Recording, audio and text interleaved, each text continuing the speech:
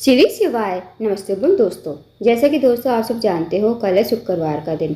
तो दोस्तों बस आपको 12 हरे मूंग के दाने से अचूक उपाय करना है। यदि आप इस उपाय करते हो ना दोस्तों, तो जो भी आपकी मनोकामना होगी, चाहे वो धन को लेकर हो, व्यापार को लेकर हो, नौकरी को लेकर हो, या फिर आपके जीवन की कोई अधूरी मनोकामना है, काफ़ी दिन से अधूरी पड़ी है, तो इस उपाय करने से आपकी मनोकामना अवश्य ही पूरी हो जाएगी। पूज्य गुरु जी कथा को सुनकर उपाय को अच्छे से समझाने का प्रयास करेंगे। तो आइए दोस्तों जानते हैं उपाय कैसे करना है।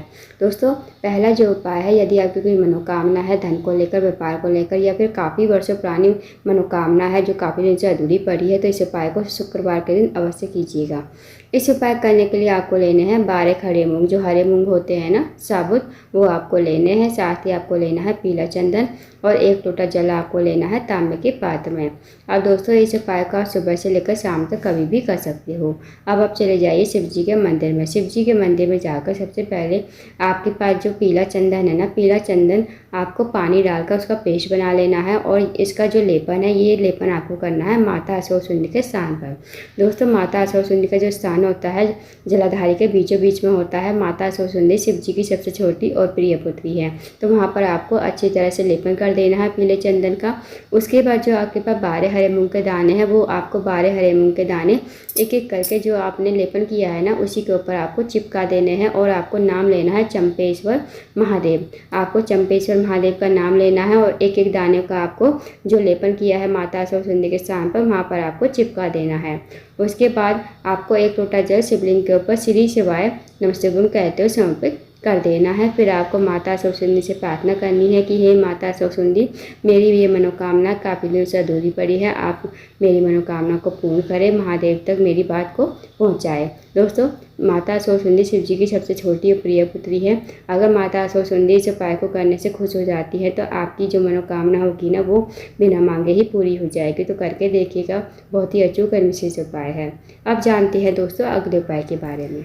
दोस्तों अगला जो उपाय है, अगर आप किसी कार्य के लिए बाहर जाते हो, आपको उस कार्य में सफलता नहीं मिल पाती है, साथ ही अगर आप कोई व्यापार के लिए जा रहे हो, आपको सफलता नहीं मिल पाती है, नौकरी के लिए जा रहे हो, या फिर कोई एग्जाम है आपका, आपको सफलता नहीं मिल पाती है, तो आपको एक उपाय करना है शुक्रवार के दिन।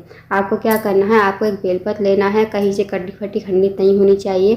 साथ ही आपको लेना है 1 लोटा जल तांबे के पात्र में और 1 चुटकी आपको हरे मूंग के दाने लेने हैं। चाहे उसमें 5 आए, 1 चुटकी में चाहे 7 आए, चाहे 12 आए, चाहे 13 आए, 1 चुटकी आपको हरे मूंग के दाने लेने हैं। और जो बेलपत्र की बड़ी वाली पत्ती होगी ना, उस बड़ी वाली पत्ती पर आपको हरे मूंग के दाने रख देने हैं। और आपको ये बेलपत्र लेकर और 1 लोटा जल लेकर आपको पहुंचाना है शिव जी के मंदिर में। शिव जी के मंदिर में जाकर सबसे पहले जो आपके पास बेलपत्र है, बेलपत्र के जो ऊपर आपने हरे मूंग के दाने रखे हैं ना, वो आपको माता पार्वती के जो हस्तकमल होता है, भगवान शिवलिंग का कटी भाग होता है, जिसे माता पार्वती का हस्तकमल बोलते हैं, तो वहाँ पर आपको जो बेलपत्र के ऊपर आपने हरे मूंग के दाने रखे हैं ना, बेलपत्र और हरे मूंग के दाने को आपको डोलेश्वर महादेव का नाम लेते हुए माता पार्वती के हस्तकमल पर रख देने हैं। जहाँ शिवलिंग विराजमान होता है, नीचे आप देखोगे गोल गोल कटी भाग होता है, तो जितना भी गोल एरिया होता है वो माता पार्वती का हस्तकमल होता है। तो वहाँ पर आपको कहीं भी ये बेलपत्र के ऊपर हरे मूंग के दाने, जो बेलपत्र की बड़ी वाली पत्ती होगी, उस पर हरे मूंग के दाने रख देने हैं। और आपको नाम लेना है डोलेश्वर महादेव का नाम लेते हुए आपको इस बेलपत्र को समर्पित कर देना है। उसके बाद जो 1 लोटा जल है, वो आपको शिवलिंग के ऊपर श्री शिवाय नमस्ते ओम कहते समर्पित कर देना है। महादेव से प्रार्थना करनी है कि हे महादेव, मेरा ये कार्य है बहुत दिन से अटका हुआ है, मुझे नौकरी नहीं मिल पा रही है, मेरा ये एग्जाम है, मुझे सफलता नहीं मिल पा रही है। आपको अपने अकॉर्डिंग प्रार्थना जैसे करनी है कर लीजिए और इस उपाय आपको करके अपने घर पर आ जाना है। तो दोस्तों करके देखिएगा, बहुत ही अचूक और विशेष उपाय है। इस उपाय यदि आप करते हो तो आपको हर कार्य में सफलता मिलेगी, आपका एग्जाम भी क्लियर हो जाएगा और आपको नौकरी भी अवश्य ही कहीं ना कहीं मिल जाएगी। अब जानते हैं दोस्तों अगले उपाय के बारे में। दोस्तों अगला जो उपाय है, अगर आपके घर में हमेशा लड़ाई झगड़ा होता रहता है या फिर आपके घर में बहुत ज़्यादा नेगेटिविटी है, तो आप इस उपाय को अवश्य कीजिए शुक्रवार के दिन। आपको क्या करना है, आपको लेनी है 21 दुर्वा। 21 दुर्वा लेने के बाद आपको 1 लोटा जल लेना है तांबे के पात्र में और उसमें आपको थोड़ा सा गंगा जल डाल लेना। अगर आपके पास गंगा जल है तो डाल लीजिए, अगर नहीं है तो कोई बात नहीं। उसके बाद आपको लेना है पीला चंदन। पीला चंदन आपको थोड़ा सा कटोरी में डालकर पानी डालकर उसका पेस्ट बना लीजिए और आपको चले जाना है शिव जी के मंदिर में। इस उपाय को आप सुबह से लेकर शाम तक कभी भी कर सकते हो। शिव जी के मंदिर में जाकर सबसे पहले जो आपके पास पीला चंदन है, पीला चंदन आपको माता सरस्वती के स्थान पर ही अच्छी तरह से लेपन कर देना है। अब दोस्तों आपके पास जो 21 दुर्वा है ना, जो आपने लेपन किया है माता स्वशुंडी के स्थान पर, उसी स्थान पर आपको माता स्वशुंडी के स्थान पर ही आपको एक एक करके दुर्वा रख देनी है श्री शिवाय नमस्तुभ्यम कहते हुए। उसके बाद जो दोस्तों आपके पास एक लोटा जल है, एक लोटा जल आपको शिवलिंग के ऊपर हाटकेश्वर महादेव का नाम लेते हुए आपको समर्पित कर देना है। धीरे धीरे आपको नाम ध्यान रखना है दोस्तों, हाटकेश्वर महादेव का नाम लेते हुए आपको जल समर्पित कर देना है।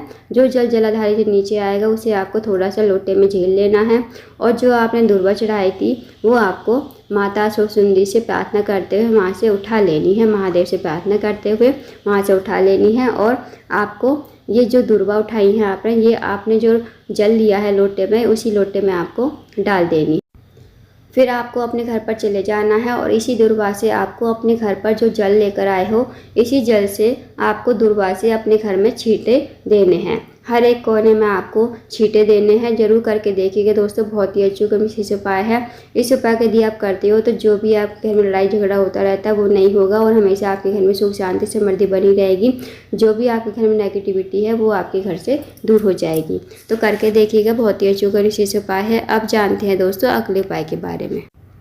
दोस्तों अगला जो उपाय है वो है रोग मुक्ति के लिए। यदि आपके घर में कोई व्यक्ति काफ़ी टाइम से बीमार पड़ा है, उसकी जो बीमारी है दूर होने का नाम नहीं ले रही है, साथ ही अगर आपकी बॉडी में कहीं भी पेन होता है, तो आप इस उपाय को अवश्य कीजिए। इस उपाय करने के लिए आपको लेनी है 7 लौंग फूल वाली, खंडित नहीं होनी चाहिए, इस बात का ध्यान रखना। साथ ही आपको लेना है 1 लोटा जल तांबे के पात्र में। अब आपको चले जाना है शिव जी के मंदिर में। इस उपाय को भी आप सुबह से लेकर शाम तक कभी भी कर सकते हो। शिव जी के मंदिर में जाकर सबसे पहले जो आपके पास लौंग है ना, लौंग आपको जलाधारी पर, जहाँ से जल नीचे बहकर जाता है, कहीं भी आपको 7 लौंग 7 स्थानों पर चढ़ा देनी है। चढ़ा दी, और जब आप लौंग को समर्पित करोगे तो आपको नाम लेना है, धूमावती माता का नाम लेते हुए आपको लौंग समर्पित करनी है। 7 लौंग एक एक करके आप चढ़ा दीजिए। उसके बाद दोस्तों आपको इन लौंग को माता पार्वती से प्रार्थना करते हुए, महादेव से प्रार्थना करते हुए आपको ये लौंग औषधि के रूप में वहाँ से उठा लेनी है। अब जो आपके पास 1 लोटा जल है, 1 लोटा जल आपको शिवलिंग के ऊपर श्री शिवाय नमस्तुभ्यम कहते हुए समर्पित कर देना है। अब जो दोस्तों आपने 7 लौंग ली है ना, वो आपको लेकर अपने घर पर आ जाना है। अपने घर पर आकर जो व्यक्ति आपके घर में बीमार है, या फिर आपके घर में किसी व्यक्ति को बहुत ज़्यादा बॉडी में पेन होता है, तो आप, जैसे आज शुक्रवार का दिन है, तो अगले दिन से यानी कि शनिवार के दिन से आपको 1-1 लौंग खाली पेट खिलानी है, धूमावती माता का नाम लेते हुए। इस लौंग को चबा चबा कर खाना है, और इसी के ऊपर आपको 1 गिलास पानी भी लेना है। ध्यान रखना दोस्तों, खाली पेट ही आपको इस लौंग को खाना है। करके देखिएगा, 7 दिन तक आपको 1-1 लौंग खानी है। शनिवार से स्टार्ट करनी है और 7 दिन तक आपको खानी है। जो भी व्यक्ति आपके घर में बीमार होगा, उसकी जो बीमारी है दूर हो जाएगी। अगर आपके शरीर में कहीं भी दर्द होता है तो वो दर्द भी आपका धीरे धीरे खत्म हो जाएगा। तो करके देखिएगा दोस्तों, बहुत ही अच्छा विशेष उपाय है। तो दोस्तों ये थे कुछ विशेष उपाय जो आपको शुक्रवार के दिन करने हैं। इन उपाय का अवश्य कीजिएगा। अगर आपको जानकारी पसंद आई हो, वीडियो को लाइक करना, शेयर करना, चैनल को जरूर सब्सक्राइब करना, कमेंट बॉक्स में श्री शिवाय नमस्तुभ्यम हर हर महादेव जरूर लिखना।